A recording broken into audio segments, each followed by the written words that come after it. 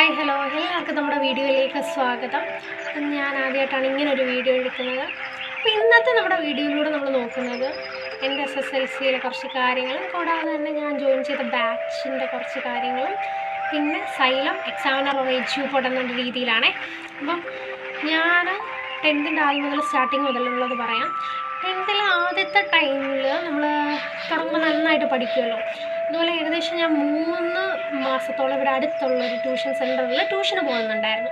അപ്പോൾ അന്നേരം നല്ല ട്യൂഷൻ കാര്യങ്ങളൊക്കെ, പിന്നെ അവിടെ നന്നായിട്ട് പഠിപ്പിക്കും. അങ്ങനെ ഞാൻ അവിടെ പോയി 2 മാസം കഴിഞ്ഞാൽ ജൂൺ മാസമൊക്കെ കഴിഞ്ഞപ്പോഴത്തേനും മടി വരാൻ തുടങ്ങി. കാരണം എന്ന് വെച്ചാൽ രാവിലെ എഴുന്നേറ്റ് പോകുകയെന്ന് പറയുന്നത് ഭയങ്കര ബുദ്ധിമുട്ടാണ് എനിക്ക്. രാവിലെ എത്ര നേരത്തെ എഴുന്നേറ്റ് പോകുന്നത് എനിക്ക് ഒട്ടും നല്ല താല്പര്യമില്ല. പിന്നെ അതുകൊണ്ട് ഞാൻ അവിടുത്തെ ട്യൂഷൻ അങ്ങ് നിർത്തി. അത് കഴിഞ്ഞപ്പോൾ ഓൺ എക്സാം കഴിഞ്ഞപ്പോഴത്തേന് നമ്മൾ ആ ട്യൂഷൻ ഒരു ജൂണൊക്കെ ആകുമ്പോഴത്തേനും നമ്മുടെ ട്യൂഷൻ സെൻറ്റർ ഏകദേശം ഒരു 2-3 ചാപ്റ്റേഴ്സൊക്കെ പഠിപ്പിച്ച് തീരാറാകും.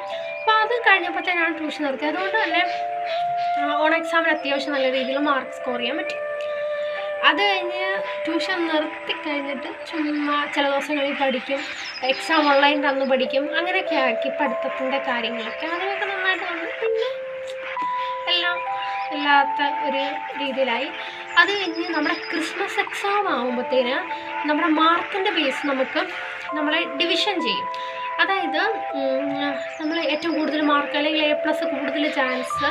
അപ്പോൾ അങ്ങനെ ഞങ്ങൾക്ക് A+ ഏറ്റവും കൂടുതൽ ചാൻസ് ഉള്ളവരെ 3 ബാച്ചാക്കി. ഒരു A+ കിട്ടും, ഷുവർ A+, അതുപോലെ തന്നെ കിട്ടും A+ കിട്ടും. പിന്നീട് അതിനേക്കാട്ടി കുറച്ചുകൂടി A+ എന്തായാലും ഉണ്ടാകും.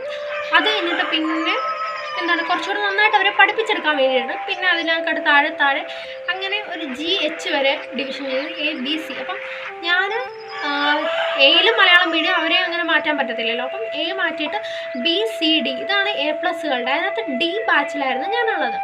കാരണം എന്ന് വെച്ചാൽ ഞാൻ അത്യാവശ്യം നല്ല രീതിയിൽ പുറകിലോട്ട് പോയിട്ടുണ്ടായിരുന്നു. ആ ഒരു ടൈം ആയപ്പോഴത്തേന് എനിക്ക് ബയോളജിക്കൊക്കെ ജസ്റ്റ് പാസ് മാർക്ക് മാത്രമായിട്ടുണ്ടായിരുന്നു.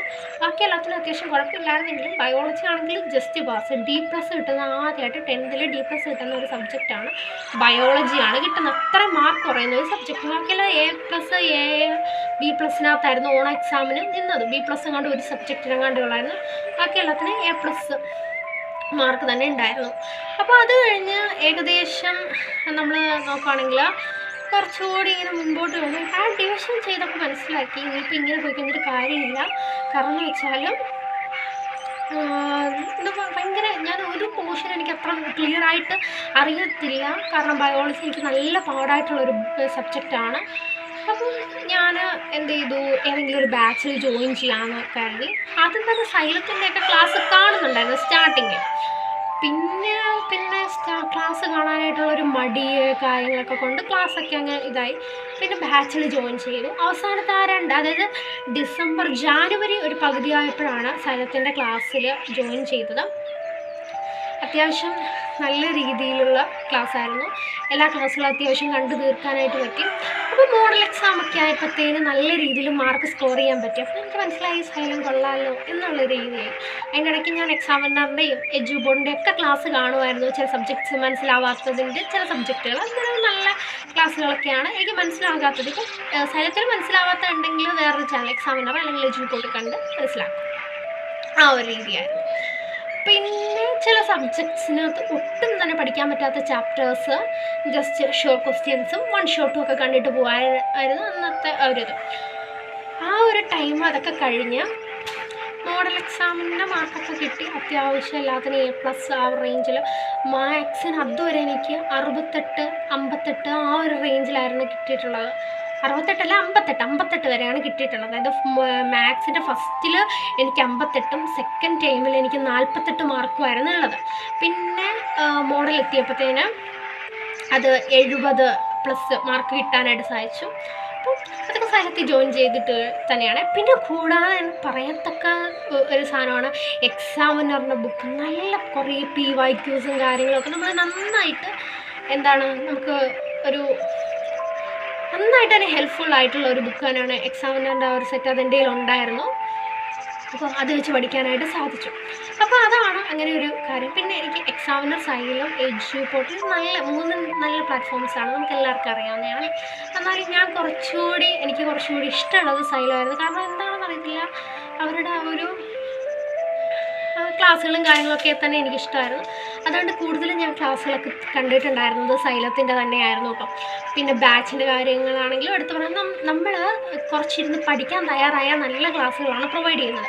പിന്നീട് നമ്മൾ കുറച്ച് മടി കാണിച്ചാൽ അതുപോലെ തന്നെ പുറകിലോട്ട് പോകാൻ പറ്റുന്നതാണ്. പിന്നെ നല്ല ക്ലാസ്സുകളായിരുന്നു. പിന്നെ എനിക്ക് എക്സാമിൻ്റെ ആ ഒരു ടൈം, അതായത് SSLCയുടെ എക്സാമിൻ്റെ ആ ഒരു ടൈം ആയപ്പോഴത്തേന് വീണ്ടും നമുക്ക് പോർഷൻസൊക്കെ അറിയാമല്ലോ, പിന്നെ ഒന്ന് റിവൈസ് ഒക്കെ ചെയ്യണമായിരുന്നു. അങ്ങനെ റിവിഷൻ അത് തന്നെ സൈലത്തിൻ്റെ ക്ലാസ് തന്നെയാണ് കണ്ടിട്ടുണ്ടായിരുന്നത്. ഇംഗ്ലീഷിനൊക്കെ നാച്ചു സാറിൻ്റെ ക്ലാസ്സൊക്കെ കണ്ടിട്ടാണ് പഠിച്ചിട്ടുണ്ടായിരുന്നത്. അപ്പോൾ അങ്ങനെ നല്ല അടിപൊളിയായിട്ടുള്ളൊരു ക്ലാസ്. പിന്നെ ഫൂഫു സാറ് എല്ലാവരും പേര് പറഞ്ഞ് എടുത്ത് അന്ന് നല്ലൊരു എനർജി കൊണ്ടുവരാൻ വേണ്ടിയിട്ട് അവർ സഹായിച്ചു. കാരണം എന്ന് വെച്ചാൽ നമ്മൾ വീക്കായിരിക്കുന്ന ടൈമിൽ നല്ല ക്ലാസ്സുകൾ കിട്ടുക എന്ന് പറയുന്നത് നല്ലൊരു കാര്യമാണ്. പിന്നെ അത് ആദ്യം തൊട്ട് പഠിച്ച് അത്യാവശ്യം നല്ല രീതിയിൽ മാത്സ് എന്ന് പറയുന്നത് എനിക്ക് ഞാൻ പറഞ്ഞില്ല 58, 48 ആ റേഞ്ചായിരുന്നു. മോഡൽ എക്സാമാണ് 70-ൽ കൂടുതൽ, 71 എങ്ങാണ്ടായിരുന്നു എനിക്ക് മോഡൽ എക്സാമിൻ്റെ മാർക്ക്. പിന്നെ പബ്ലിക് എക്സാമിന് ഞാൻ വീട്ടിൽ വന്ന് പേപ്പർ ചെക്ക് ചെയ്തപ്പം അത്യാവശ്യം എനിക്ക് വളരെ സിമ്പിളായിരുന്നു. കാരണം എന്ന് വെച്ചിട്ടുണ്ടെങ്കിൽ 1-2 മാർക്ക് പോകും, ആ റേഞ്ചേ ഉണ്ടായിരുന്നുള്ളൂ.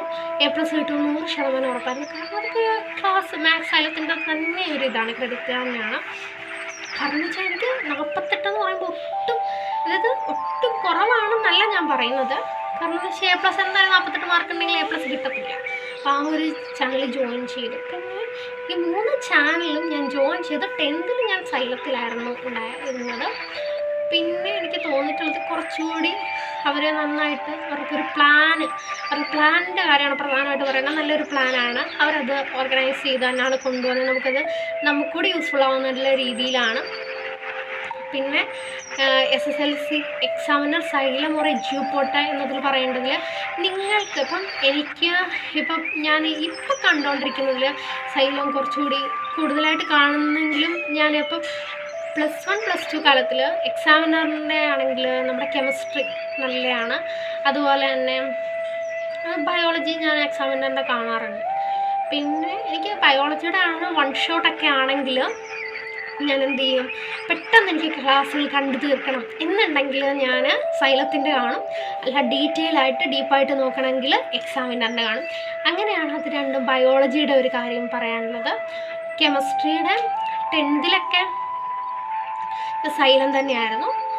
+1 +2 ഞാൻ കുറച്ചുകൂടി എക്സാമിനറിലേക്ക് വന്നു.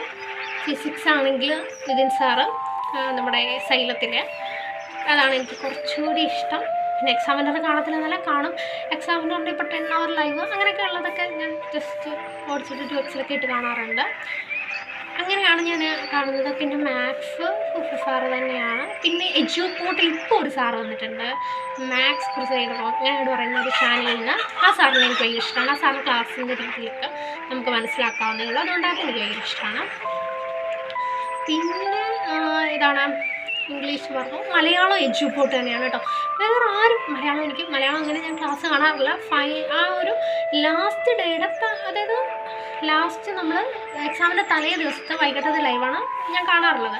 അപ്പോൾ അതെന്ന് പറയുമ്പം എഡ്യൂപോർട്ടിലെ ക്ലാസ് എനിക്ക് അത്യാവശ്യം നല്ല രീതിയിൽ, കാരണം അവർ നന്നായിട്ട് തന്നെ വരുന്ന ക്വസ്റ്റ്യൻസ് തന്നെയാണ് പറഞ്ഞു തരുന്നത്. കാരണം എന്ന് വെച്ചാൽ ആ ഒരു രീതിയിലുള്ള ക്വസ്റ്റ്യൻസ് ആ ചാപ്റ്ററിൽ നിന്ന് വരത്തുള്ളൂ. അങ്ങനെയുള്ളത് എനിക്കതാണ് തോന്നിയിട്ടുണ്ടായിരുന്നത്. അപ്പോൾ നിങ്ങൾക്ക് യൂസ്ഫുള്ളായിട്ട് തോന്നുന്നത് നിങ്ങൾ സെലക്ട് ചെയ്യുക. അപ്പം ഓരോരുത്തരുടെ രീതിയിൽ വ്യത്യാസം ഉണ്ടായിരിക്കും. അതുപോലെ പഠിപ്പിക്കുന്ന രീതിയിൽ അവരുടേതായിട്ടുള്ള രീതിയിലാണ് അവർ പഠിപ്പിക്കുന്നത്, അല്ലേ? അപ്പം നമുക്ക് അതിൽ നിന്ന് പഠിക്കാൻ പറ്റുന്ന രീതി അതിൽ നിന്ന് കണ്ടെത്തുക എന്നുള്ളതാണ്. അപ്പം നിങ്ങൾക്ക് അത് അനുസരിച്ച് നിങ്ങൾ കണ്ടെത്തി പഠിക്കുക എന്നുള്ളതാണ്. ഇതായിരുന്നു എൻ്റെ ആ ഒരു ടൈമിലുണ്ടായിരുന്നത് ഏറ്റവും നല്ലൊരു ക്ലാസ് എനിക്ക് കിട്ടിയിട്ടുള്ളത്. സൈലത്തിൻ്റെ തന്നെയാണ്. നല്ലൊരു ബാച്ചായിരുന്നു ആ ഒരു ടൈമിൽ എനിക്ക് കിട്ടിയിട്ടുണ്ടായിരുന്നത്. ഭയങ്കര യൂസ്ഫുള്ളായിട്ടുണ്ടായിരുന്നു.